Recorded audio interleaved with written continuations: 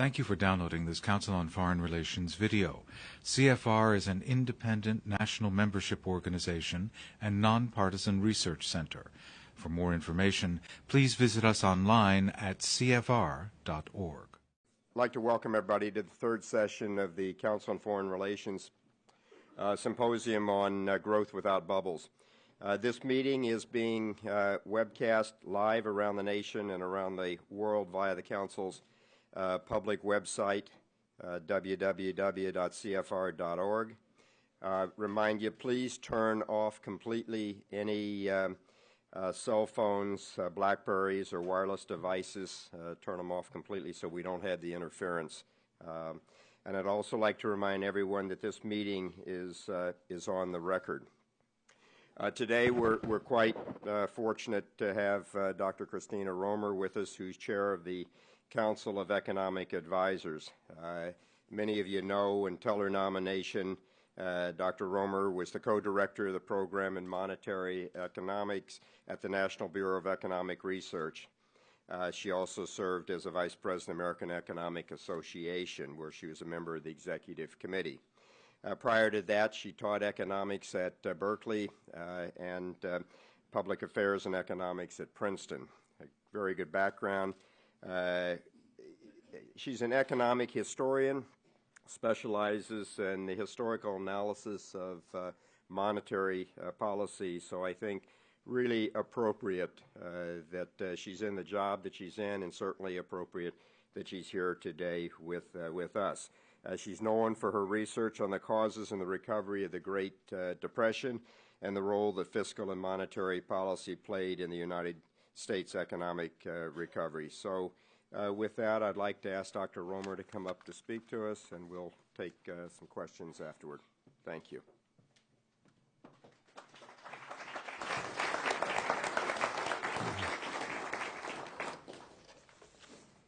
Well, thank you. It is truly a pleasure and an honor to be here today. And actually what I want to talk about today, I'll call realistic expectations for America's future economic growth. And sort of to set the stage, what I want to point out is in the past 20 years, we have had two periods of extended, robust growth. One from about 1992 to 2000, and the other from 2002 to 2007.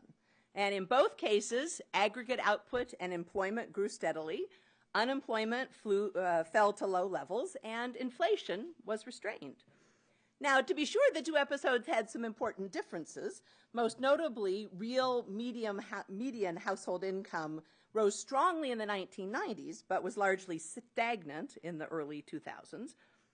But actually, a fundamental similarity was that both periods were accompanied by very large run-ups in asset prices that turned out, in retrospect, to be unjustified, a phenomenon that we commonly refer to as a bubble for short. Well, the result was substantial overinvestment in certain sectors of the economy, high tech in the 1990s, housing in the 2000s. More importantly, in both cases, the bubbles eventually burst, throwing the economy into a recession, a mild one at the end of the 1990s, and as we all know, an extremely severe one in the current episode. Well, the subject that I want to talk about today is how can we achieve the good without the bad? Do we need asset bubbles to get robust growth and low unemployment? Or does growth inevitably cause such asset price bubbles? And what can we do to ensure that the next expansion doesn't come with a bubble of its own, planting the seeds of the next recession? And as the title of my talk suggests, what I'm going to look at is how can we create growth without bubbles?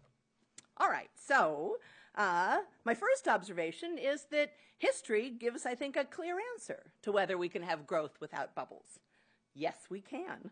The history of the United States and other economies provides numerous examples of periods of sustained growth that were not accompanied by large overvaluations of assets and substantial overinvestment in particular sectors. So for concreteness, let me focus on one such episode, that is the United States in the 1960s. Specifically, I want to consider the U.S. over roughly the 6-year period 1962 to 1967. This period was one of unbroken and robust expansion, with real GDP growing at an average rate of 5% a year, the unemployment rate falling from over 6% to just under 4%. This growth was reflected in steadily rising real median family income. Non-residential investment averaged a healthy 11% of GDP, and its share was generally rising over the period. We ran trade surpluses, with our net exports averaging close to 1% of GDP. The federal budget deficit hovered near zero, and the ratio of our debt to GDP fell from 45 to 33%. And the stock market rose at a very calm average rate of about 5% a year. Now, of course, the 1960s were not perfect economically. The conglomerate mania led to some foolish business acquisitions and to the overvaluations of specific companies. More importantly, monetary and fiscal policymakers expanded too far, especially near the end of the decade, overheating the economy, increasing inflation, and sowing the seeds for the eventual end of the expansion. But none of this changes the fact that this period shows that we can have robust economic growth that is neither fueled by bubbles nor creates major bubbles. There are many other examples like this. The U.S., from the end of World War II through the 1950s, although not as stable as the period that I've just described, experienced healthy and sustained growth and sensible asset markets. And abroad, Japan, Canada, and most of Western Europe had sustained periods of non-bubbly growth from the end of World War II into the 1960s, and in some cases beyond. Moreover, I want to suggest there's a reason that such periods of bubble-free growth are common, and that is that there's a natural equilibrating mechanism that ensures that aggregate demand is adequate without the presence of an asset price bubble. If at prevailing interest rates, the demand for the economy's goods and services without any boost from bubble-driven investment fell short of the economy's normal capacity, this would translate into a surplus of funds in credit markets. The demand for loans to finance new investment projects and purchases of durable goods would be less than the supply of funds from savers. But this is just another way of saying that interest rates would be above their equilibrium level.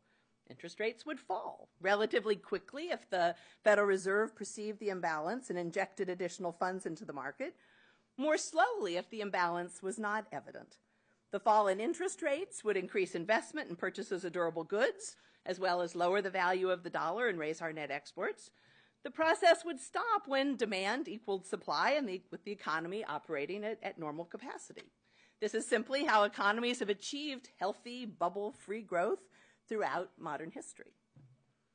All right, well, even if bubbles aren't necessary to growth, an obvious question is, well, how does an economy prevent asset bubbles from developing? And here I think the crucial insight is that bubbles are not a natural consequence of growth.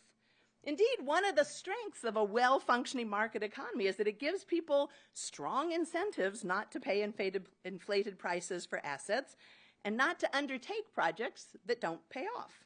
Even in the presence of a global savings glut, low interest rates, and as some people like to put it, money sloshing around, it's not smart to lend money to people with lousy ideas.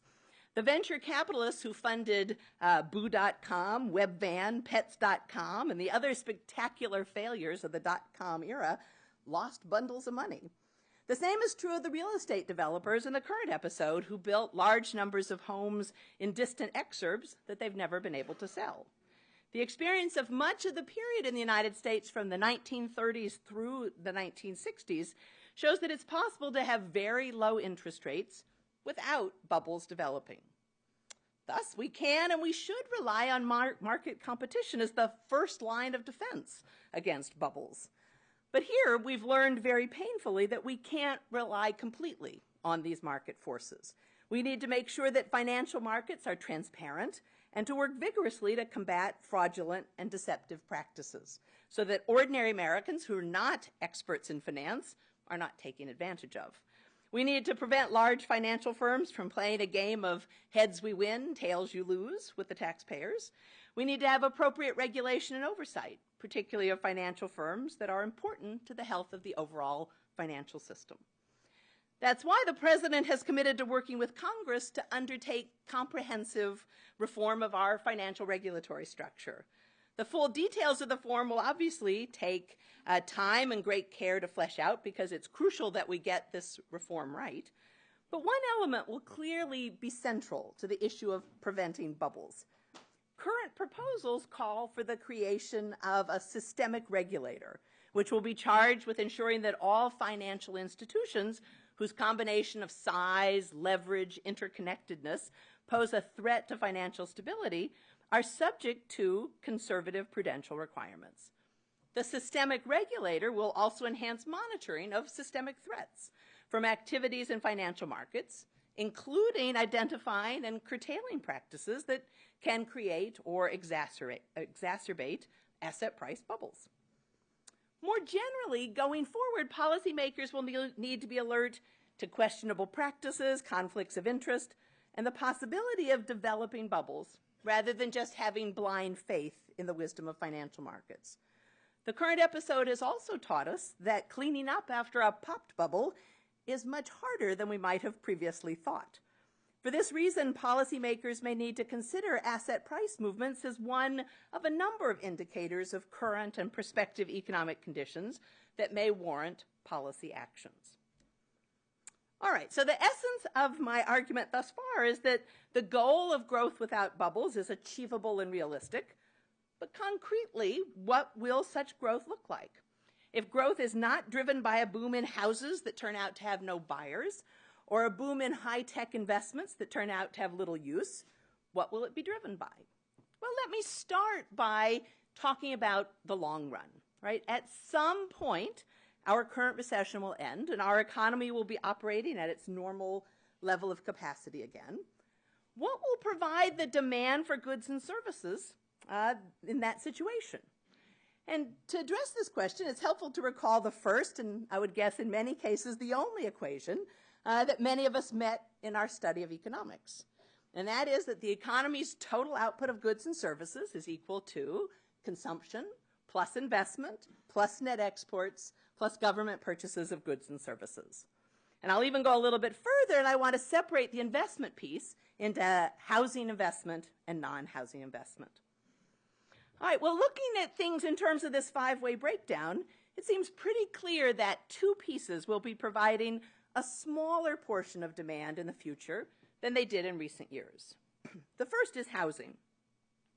Housing investment as a share of GDP reached its post-Korean War high in 2005, and it averaged more than 5.5% over the period 2002 to 2006. We were building about 30% more housing units a year in the expansion in the 2000s than in that of the 1990s. So a return of housing share in GDP to close to the post-war average of 4.5% to 5% certainly seems likely. The second piece, that decomposition that will be providing a smaller portion of demand in the future, is almost surely consumption. When housing and stock prices were rising rapidly, households could accumulate wealth without saving out of their income. As a result, the personal savings rate was close to zero. Once the economy is recovered, that's neither likely nor desirable. The saving rate has already risen to 4.2%, and it's likely to rise further as incomes recover from the recession and households work to rebuild their wealth. If the saving rate returned to the post-war average of about 7% with no other changes, consumption share in GDP would fall from the 70% that it averaged from 2002 to 2006 to about 66%. This is just a shade below its level during the expansions in the 1990s. All right, so it's not coming from housing, it's not coming from consumption. The third component in that decomposition, government purchases of goods and services, I think is also probably likely to be roughly constant rather than a source of increased demand. And here I need to be a little bit careful and remind you that economists don't treat programs like Social Security or Medicare as government purchases. Right? Those are treated as transfer payments. But the composition, probably, of government purchases will surely change as our military involvement in Iraq and Afghanistan eventually winds down and we invest in education, clean energy, and health care.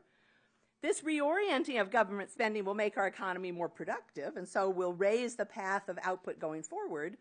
But it's hard to see a big change in overall government purchases as a share of GDP, and it's hard to see any substantial change in the role that those purchases will play in generating demand. All right, so this leaves us with two components of output to make up the shortfall from declining housing investment and consumption: net exports and business investment. And I think both are likely in the future to contribute to fulfilling this shortfall. As we all know, let's start with net exports. As we all know, we've been running large trade deficits, not just for the past few years, but for the past few decades. The average ratio of net exports to GDP in the 2000s expansion was a remarkable minus 5%. Such large trade deficits are simply not sustainable in the long run. They are the flip side of our high budget deficits and low personal saving, and they mean that the United States has been borrowing ever-increasing amounts from abroad. This clearly can't continue indefinitely. At the same time, we should not expect or want to be running trade surpluses anytime soon. The dynamism and technological leadership of the U.S. economy make it an attractive place to invest. Thus, even as the budget deficit falls and personal saving rises, it's still reasonable to expect investment to exceed saving, which necessarily implies a current account deficit. In addition, recent research shows that Americans have consistently earned higher rates of return on their investments abroad than foreigners have earned on their investments here. Given the safety and soundness of the U.S. assets, not to mention Americans' famous willingness to take risks, this is not surprising, but it implies that some trade deficit is sustainable even in the long run. Now, the last component, non-housing business investment, I think is likely to be central to filling any shortfall in demand in the long run. During the expansions of the 2000s, the share of non-housing business investment in GDP averaged close to a full percentage point lower than its post-war average. Raising this component share back to and indeed above its historical average, I'd suggest, is not the daunting task that some might suggest. Some of the increased investment should be encouraged by lower real interest rates. As I described before, healthy economies have a natural equilibrating mechanism. If consumers want to save more, interest rates tend to fall. This lowers the cost of borrowing. It lowers the opportunity cost of doing investment out of retained earnings. Firms with innovative ideas or products in high demand will have every incentive to invest and expand. Figuring out what those investments should be is the fundamental job of the private sector. The strength of a well-functioning market system is that policymakers don't need to predict what the profitable investments will be in advance. We leave it to the small firms and the big corporations to figure out what products consumers want and what investments will therefore generate the highest returns. But some of the policies that we are putting in place today may help to sow the seeds for particular areas of robust investment in the future.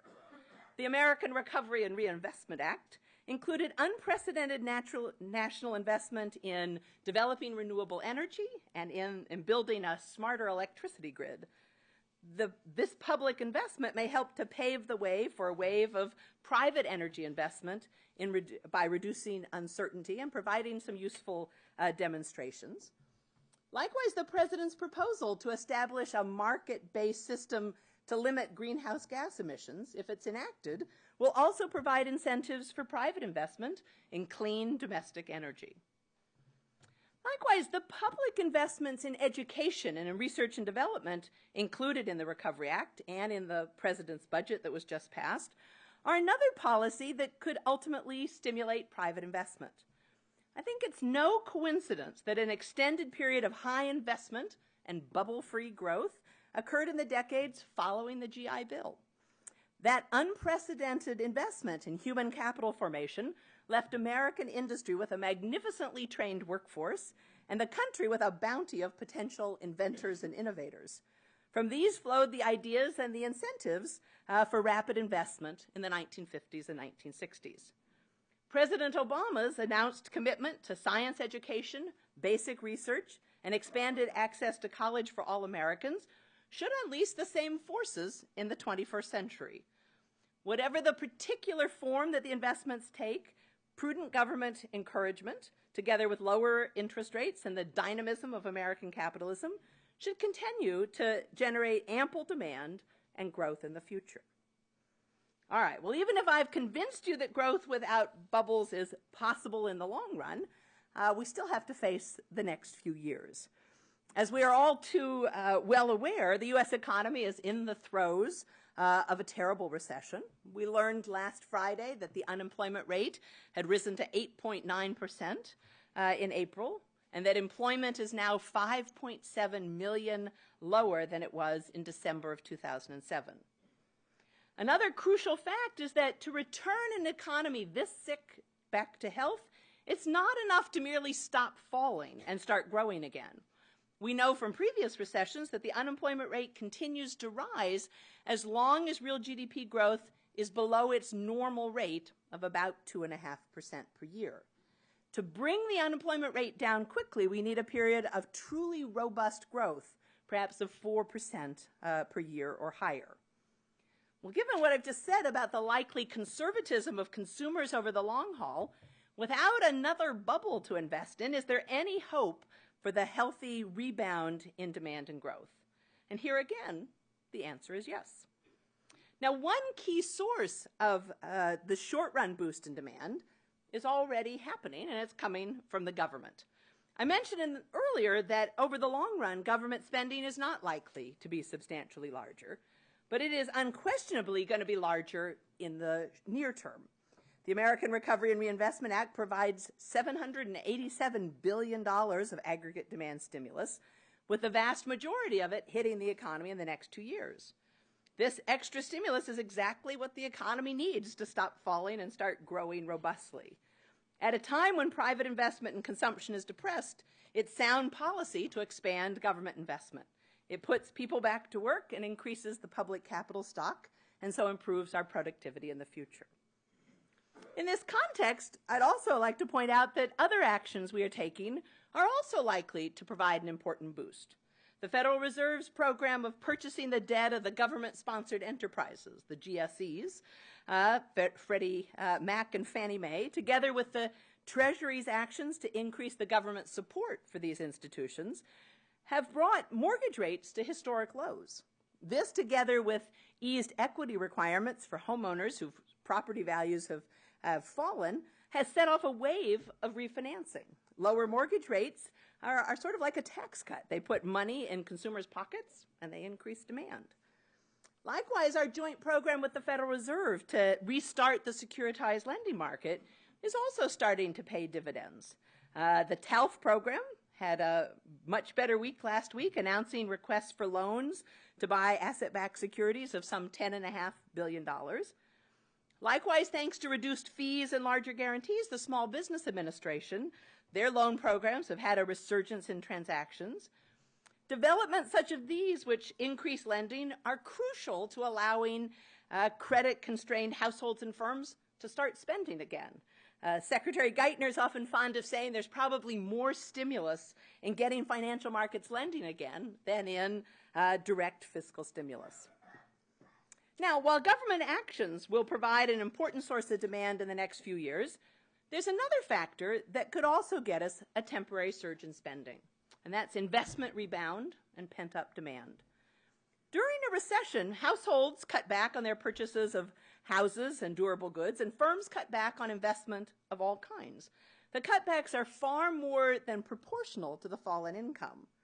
Further, the depressed spending during the recession pushes the stocks of investment goods and consumer durables to low levels. Restoring them to normal requires a period when purchases have to not just return to normal, but are unusually high.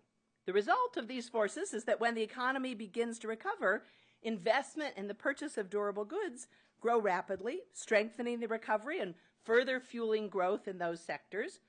The result is really a virtuous circle that yields a period of rapid growth. To understand this process, let's consider the case of inventories.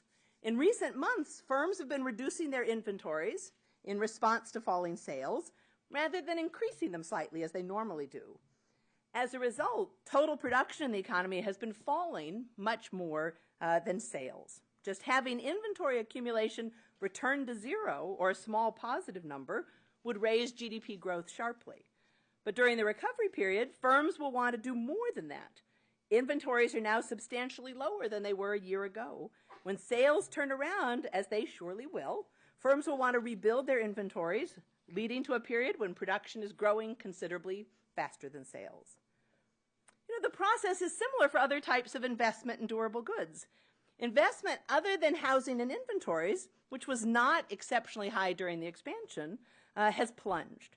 A return to just normal would raise growth substantially, and at some point, firms will want to have unusually high investment as they replace the equipment that they did not replace during the recession and make the new investments that they'd postponed.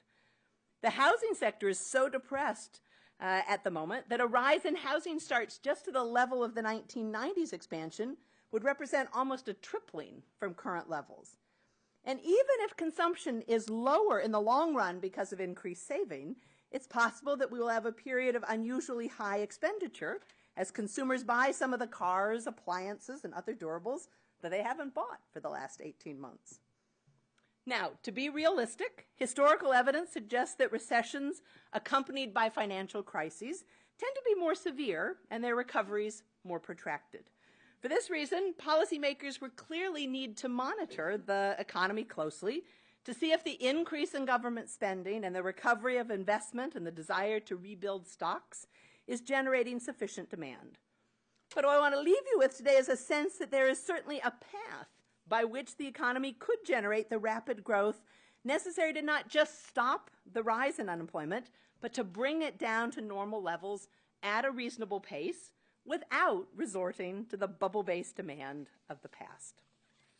All right, well, where does all of this leave us? Well, I guess I'd have to say cautiously hopeful about where the economy is headed. I think the goal of long-run economic growth without asset price bubbles is not only achievable, but something we should expect if we put in place a sound regulatory framework and if policymakers remain vigilant.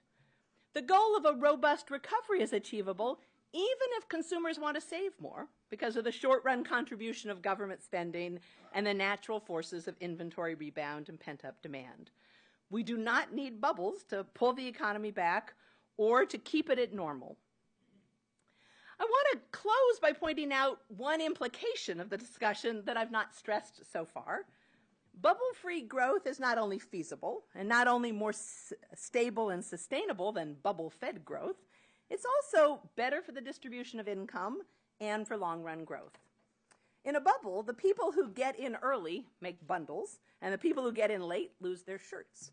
And on both the up and the downside, some of our brightest minds make small fortunes arranging the deals rather than pursuing potentially more socially valuable careers in fields such as science, medicine, and education.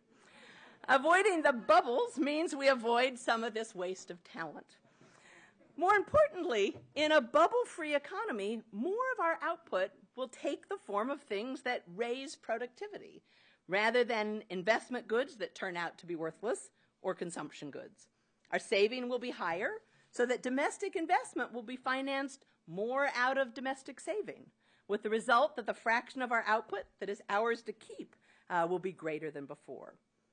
And the reorientation of production to investments in the people, products, and energy of the future means that we'll be able to produce more with less pollution in the years to come. For this reason, the frequent claim of the president and his economic team that the economy will not merely come through this crisis, but come through it even stronger than before, is not just a slogan. It's both a realistic and attainable goal. Thank you.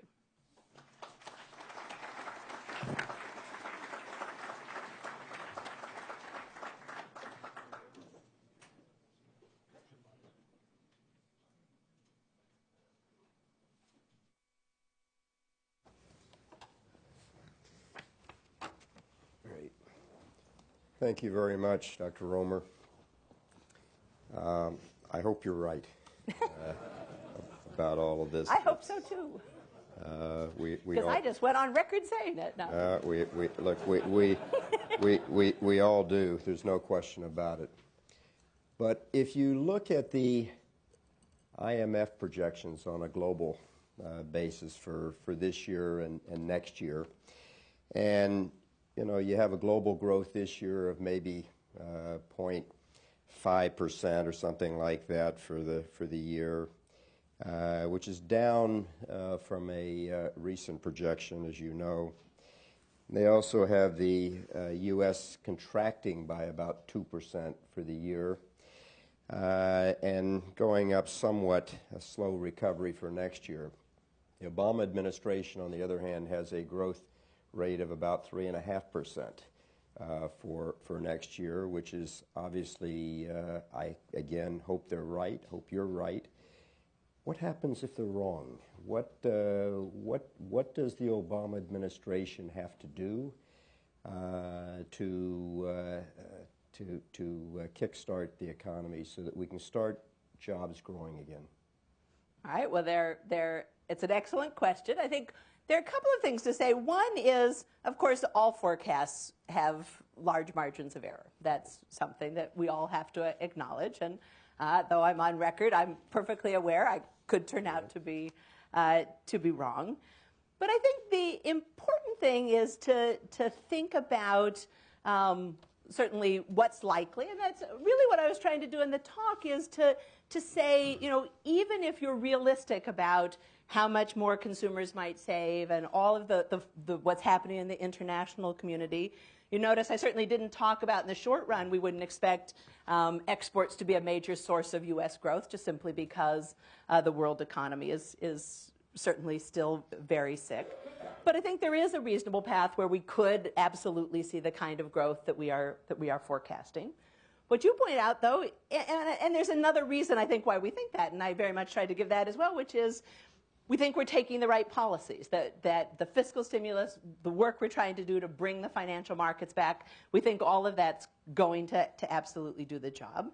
But absolutely, we've got to be watching this thing like a hawk, because we could be wrong. We need to absolutely make sure that we're seeing what we expect, which is the job losses to gradually get smaller, to the GDP losses to get smaller and finally turn positive, likewise to finally start adding jobs. But it's going to be a monitoring, right? We've given what we think is a huge dose of medicine to the economy. The right thing is to give it some time to work. But if come the late summer next fall, we're not seeing, we don't move from sort of, the glimmers of spring to, the start of summer, that's when you say maybe we need to, are we doing enough for financial markets? Are we doing enough on the fiscal side? Are we doing enough in our housing program? All of those things. It's going to be a very much a wait and see, a careful monitoring. The president's always said he'll do whatever it takes, and that's what we're in, is the phase of seeing if what we've done is enough. I mean, clearly we have to be patient. The medicine has only been applied, and it's going to take some time to take hold. But the troubling part with that is if they end up having to take a second dose or a third dose of this, and the administration just yesterday or day before increased the budget deficit to $1.8+ trillion for this year and 1.26 for next year. You take a Goldman Sachs estimate, and they're saying could average $1 trillion over the next 10 years per year. Obviously, this is not sustainable. We can't, we'll be broke as a country, and particularly with all of the plans that the administration has, that Congress has, with health care being at the top of that priority, where something has to be done. But then we have the projected Medicare, Social Security deficits that are looming, and whether you call them, whether they are transfer payments or they're not, they've got to be paid for, somewhere, somehow. What will the administration do? I mean, how are we going to take care of all of this if we have to just keep putting money in? Well, I think there are a couple of things. One is, the budget deficit in the short run fundamentally what we all know is it's being driven to a huge extent by what's happening in the economy. So at some level, the actions that you take to get your economy back are good budget policies, just simply because there's nothing as bad for your budget as an economy in free fall. The second thing is any of the spending that you do, like even a $787 billion stimulus package that I admit is enormous and sounds enormous, things that are a one-time or a two-time expenditure are not what blows a hole in your deficit. It is the expenditures going off into infinity, like what we see projected with Medicare and things like that, that are really the things that affect the budget in the long run. I think that's fundamentally why the president has said healthcare reform is actually a top priority. So rather than thinking of it as a budget buster, what he has absolutely said is it's the thing we have to fix to get our budget under control in the long haul. And he actually, I remember at the healthcare summit, was just, he said, to all you advocates of universal coverage, let me tell you, job number one, we got to get cost growth under control, because that's the only way this works. It's the thing you have to do first to save us from going off to budget hell. And if you want to expand coverage, it's even more important because you've got more people then that may be getting government assistance. So, I am actually working very hard now in the healthcare reform process. And one of the things that the Council of Economic Advisors has been doing is sort of looking at the economic impact. And I've really been struck by, if you can do what Peter Orszag likes to do with the careful hand gesture, bend the curve of how fast healthcare costs are going up by doing fundamental reforms, that can have just an amazingly large effect on the economy. It is such a big part of our economy. It's a big part that is projected to grow astronomically. Getting that under control has important effects, not just for the budget, but for efficiency, but for labor supply, for all sorts of things that just really make it just fundamental. Over time, however, it's going to take money to get to that point. And so we're going to continue to build these deficits. This isn't going to be something that's going to happen overnight, unfortunately.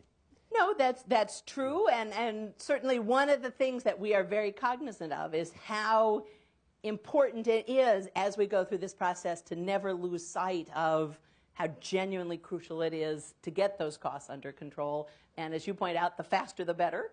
We do know that we just had a meeting yesterday with a lot of the, a remarkable meeting, a lot of the private sector interest groups in the healthcare field coming in and saying, we think we can cut cost growth by 1.5% per year. And so they're ready to try, so are we. That would be good. For sure. And effective is what you meant to say. That would be good. So let's assume we get through this and Ben Bernanke now decides that we've got to start putting the brakes on, okay? We've got to start tightening credit. But we don't have the growth yet. We see, yes, we're through the downturn. The stimulus is maybe taking some hold. But unfortunately, for whatever reasons, particularly outside of the United States, particularly because of China and some of the Asian countries, commodity prices start spiking up, and we now are back into an inflationary period. Fine line to walk. What are your thoughts? All right, well, so the first thing, it's very awkward as someone who's spent my life commenting on what the Federal Reserve does as a monetary economist. It's kind of the one thing I'm not supposed to do anymore. As a member of the administration, we certainly value the independence of the Federal Reserve. I think the important, no, I'm serious. That wasn't supposed to be funny. The key thing, though, is you have to ask yourself, what you describe as a fine line, if we're not growing, it seems to me the chances that we would have inflation spike up and the Federal Reserve would say we need to clamp down is pretty unlikely, right? You told a story where maybe there's some international thing, but I think that's not very likely, right? The thing I have certainly been worried about is not inflation, but deflation. When you have an economy as depressed as we have now, I think that is the much bigger worry. And so my anticipation is that the Fed is going to be looking at the same numbers we are and saying we need to keep helping this economy. They certainly have shown an incredible flexibility and enthusiasm for doing what it takes to try to get lending going again, trying to hold our financial system going again. So I don't anticipate them being in the difficult situation that you described. What they will do if they do, that's for them to say. Great. At this time, let me open it up to questions from the members and our guests. Let me remind you, please wait for a microphone. There are people who will give a microphone to you. Speak directly into the microphone. State your name and affiliation, and please limit yourself to one question. Try to be as concise as you can. So happy to take some questions. Yes, woman right there, please. Oh, Ricky. Oh, sorry, I didn't see you behind there. Sorry. Yes. Hi, Ricky Taggart-Helfer. Quick question, I promise. How do you avoid the policy mistakes that happened in 1931 to 33 and again in 37 or so as you deal with the significant financial crisis, given the problems of dealing with Congress? All right. Boy, coming back to my world, right? Economic history. So 31 to 33, that one strikes me as easier, right? So I think as I gather one of the things that came up in the morning session, right, what is true is, the shocks that hit the U.S. economy in 1929, even 1930, we're big, but we're not enormous. I often say I think the shocks that hit our economy this past year and a half are probably about the same size, if not bigger. And I think what you're getting at is very much what turned the Great Depression from, a pretty ordinary, maybe a severe recession to the Great Depression was actually a number of policy mistakes. It's the Fed saying we're having financial panics, not our problem, right? And that's, certainly letting the money supply contract tremendously. We know, in contrast to what we did, right, we had a major tax increase in 1932. I'm sure you probably talked this morning about the Smoot-Hawley tariff and putting on trade barriers. So just the confluence of policy mistakes in this one short period is really quite striking. So at some level, I want to say we've already avoided them, right? Part of what I find so thrilling about the current situation is the degree we've already mentioned, the Federal Reserve. Just, I think it's no surprise that Ben Bernanke is a specialist in the Great Depression, because you saw the Federal Reserve do the most, wide-ranging number of activities to try to deal with the financial crisis last fall.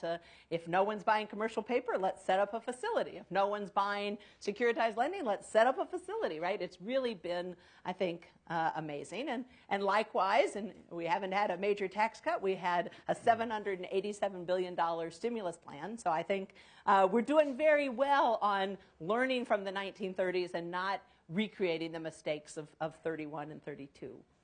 The 37 one is one that I've been thinking about, because really what happens in 1937 is you're actually recovering very strongly. And then what happens is sort of, we know in sort of by accident, we had a big fiscal expansion in 1936. We paid a big bonus to veterans, and then it disappears in 37. So that's a big fiscal contraction.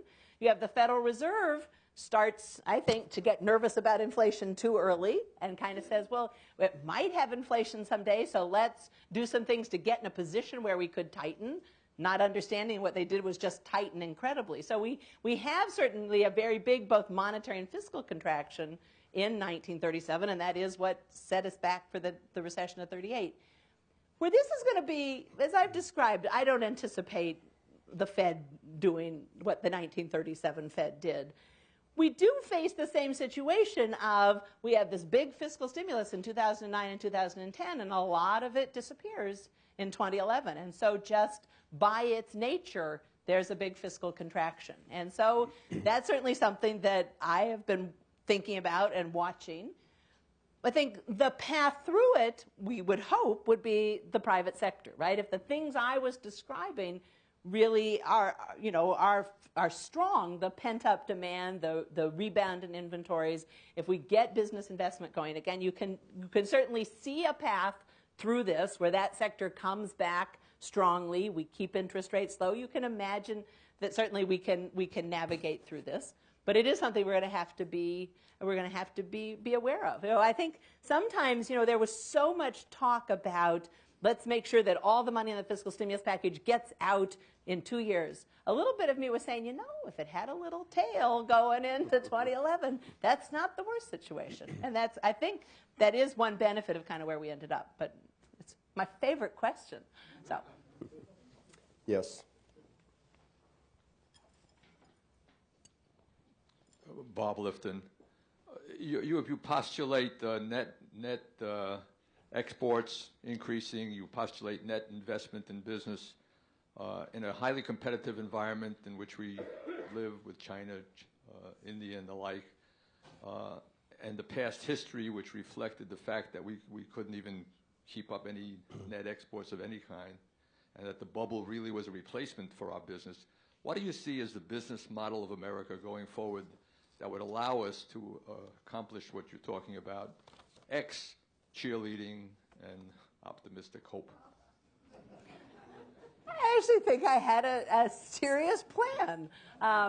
So one of the things that I describe, so first I think I have more faith in American ingenuity than you do. So I actually think American corporations do a fantastic job of figuring out what products people want and finding the investment opportunities. So I think that is certainly going to be an important, certainly an important part going through this. I think it's not a surprise. The president talks a lot about renewable energy, and it's not just again a slogan or a phrase. If you think about where we are and where we need to get in terms of, we know that we are on a path to warming up our entire globe. We know that we are importing huge amounts of oil from abroad. It's I think very likely the path that we are on is going to be a fundamental realignment towards renewable energy, other kinds of domestic energy, and that's going to require a lot of investment. And so a big part, I think, of what the president was doing both in his budget and in the recovery package is laying the groundwork for that. You need the smart grid if you're going to actually use wind and you're going to use solar. You're going to need to start building a lot of different kinds of machines to harness that kind of energy. I also think the president's focus on education, as I mentioned. I think that one of the things that has very much struck us is that an economy is more productive if it has more educated workers, if it has the right kind of training, if it has investment in people. And I think that is going to be something that will put us on a competitive edge, make us able to compete and grow along those dimensions. Yes, in the front, please. If we put ourselves, Laetitia Pichot-Cailleux, Agena Capital, if we put ourselves a year forward and the 3.5% doesn't materialize, what will have happened? And also in the meantime, what are the leading indicators that you watch that will tell you at what point do you say, now we're on a path to sustainable recovery? What are those indicators? Okay, so both wonderful questions. Sort of, I'll interpret your first one as what could go wrong, right? So how do we end up being wrong? I think that we start with the first question, which is, what if the rest of the world deteriorates more, right? We know, we sort of feel that we've taken actions that we think are going to be helpful, but what if the IMF is right and things are worse, or even the IMF doesn't get how far the rest of the world goes down? We know that can certainly be a drag on us.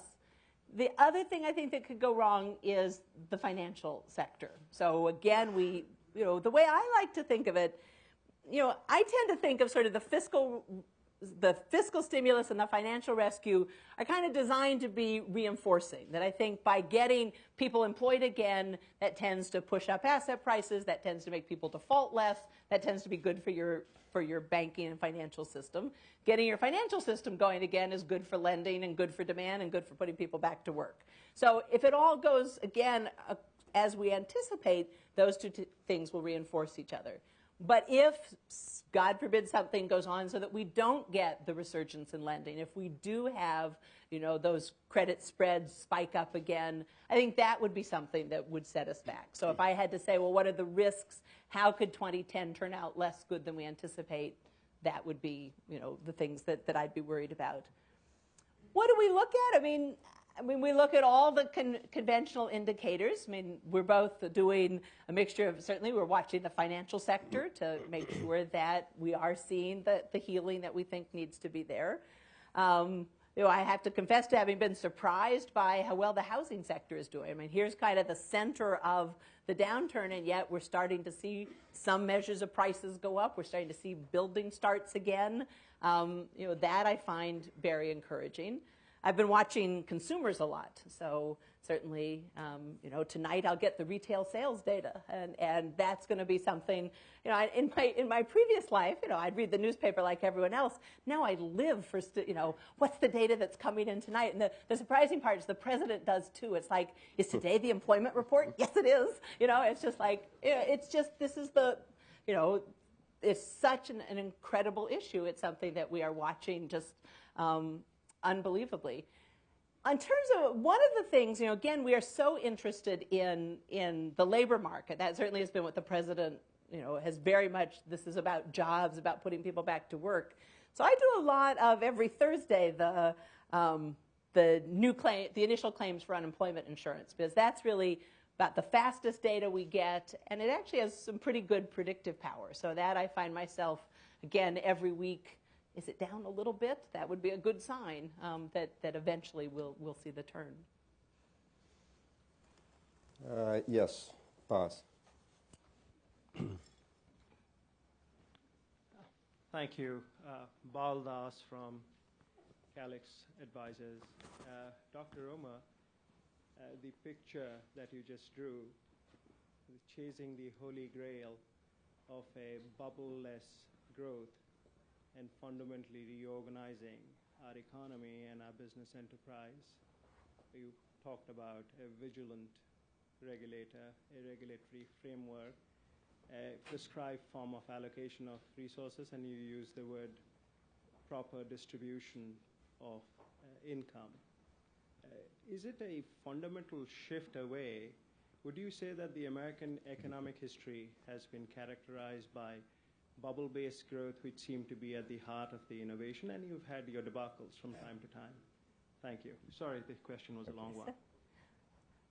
No, I think, in fact, what I would say is, in fact, I think the way I started, which is bubble-free growth, I think, is typically the norm, right? So one of the things that, in some ways, what's been strange are the last 2 decades where we had these two sort of bubble-fed expansions, or at least things that turned into bubbles. And that if you really say the period from, World War II through, probably the 1990s, what you certainly had are a number of periods where we had good growth, like the 1960s without a bubble developing, or the 1950s without a bubble developing. So I would actually, and what I tried to describe is normally, as even Alan Greenspan said, right, normally we'd expect market forces to kind of keep things under control.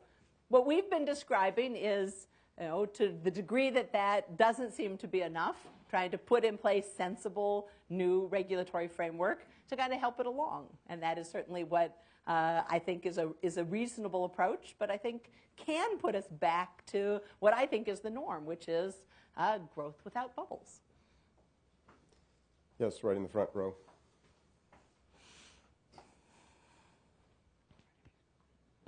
Gregory Marish with the Royalton Group. My belief is that because of the crisis, the demographics of the U.S. have been severely altered. The 2 pillars of American wealth, which are retirement savings and house equity, have been hurt a lot. Mm-hmm.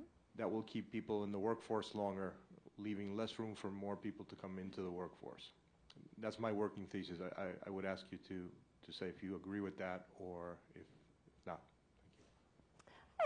That's an interesting question. Certainly, the way I've been focusing on it is I agree that the fall in wealth that we've seen, I think the numbers are something that we've lost, sort of household wealth has fallen some 13 trillion. I mean, just a huge decline.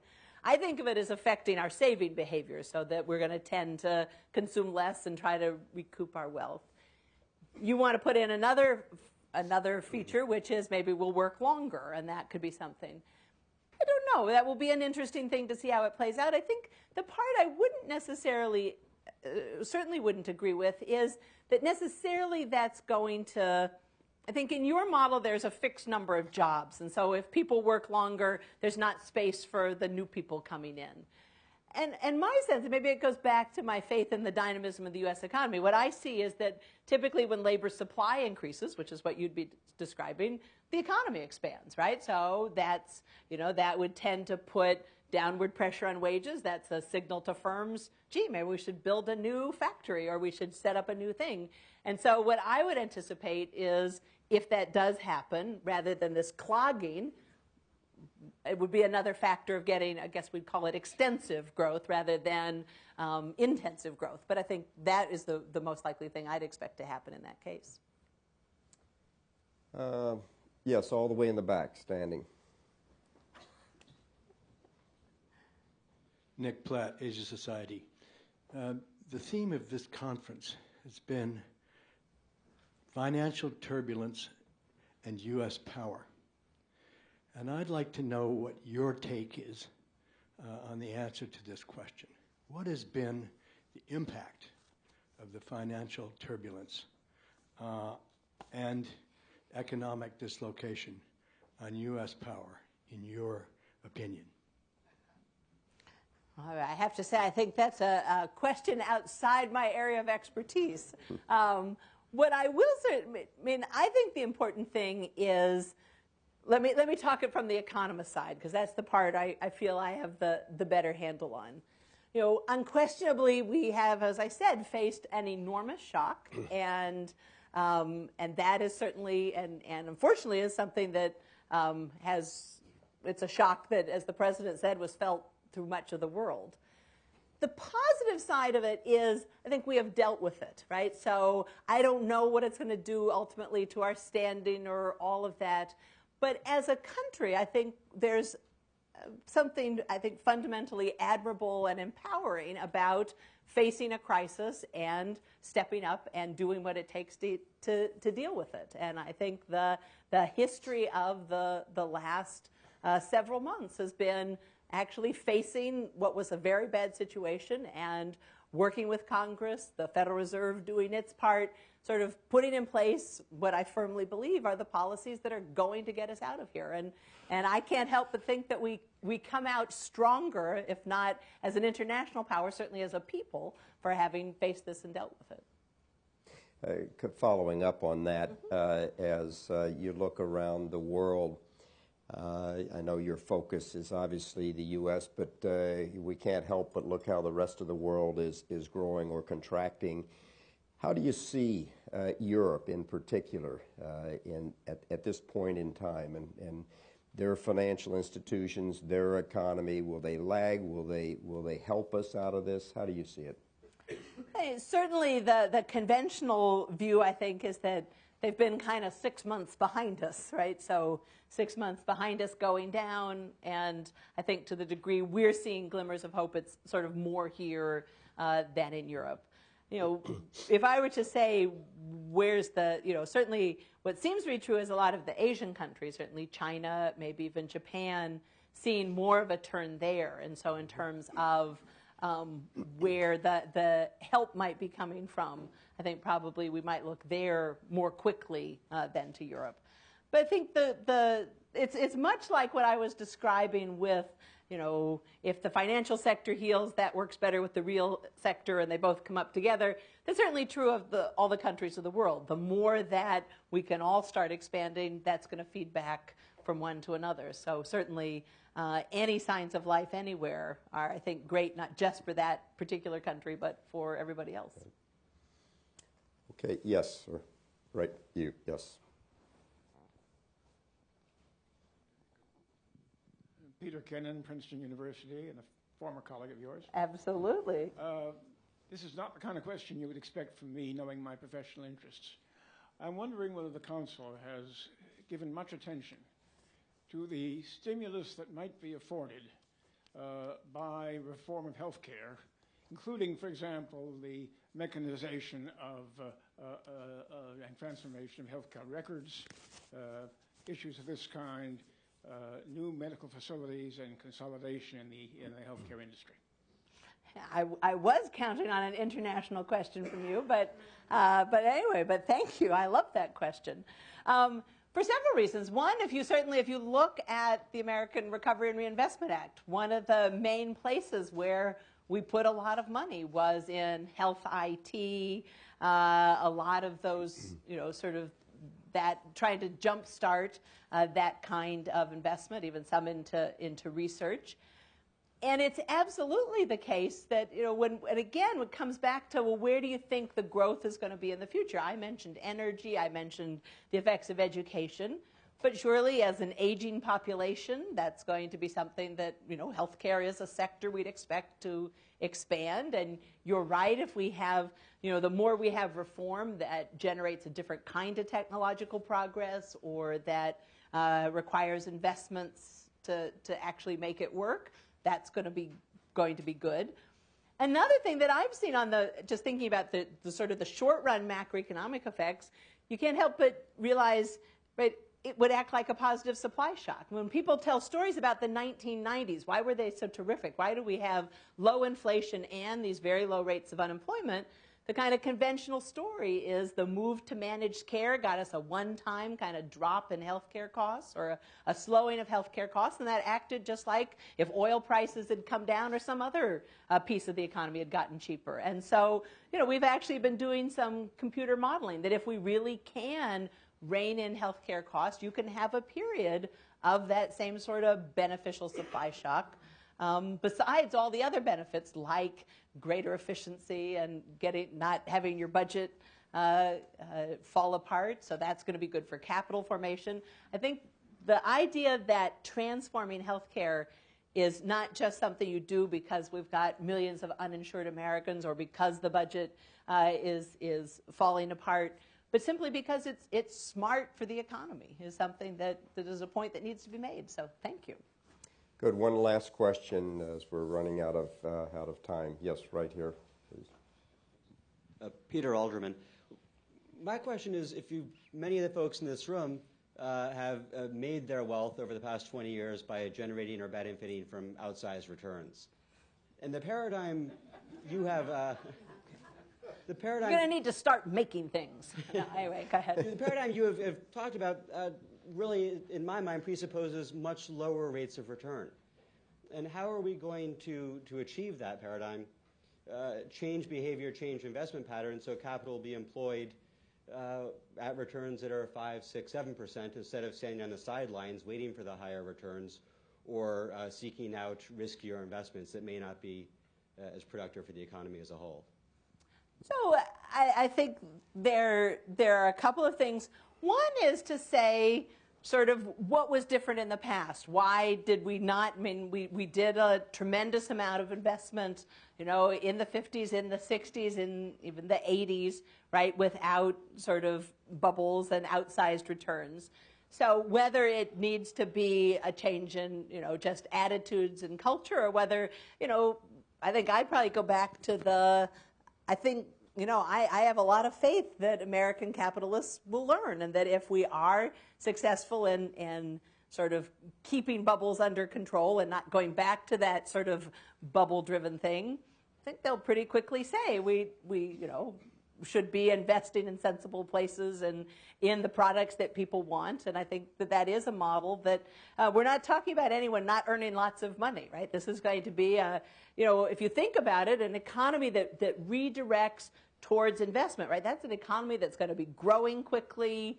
That's going to be terrific for overall rates of return and for sort of the productivity of the economy. So I think it's a very plausible scenario, but it may require a period of adjustment or people learning, but I think that's what we're good at. Dr. Romer, thank you very much. It's terrific. Thank you. Thank you for watching this Council on Foreign Relations video. For additional audio, video, and transcripts of CFR meetings, as well as expert analysis of international news, please visit us online at cfr.org.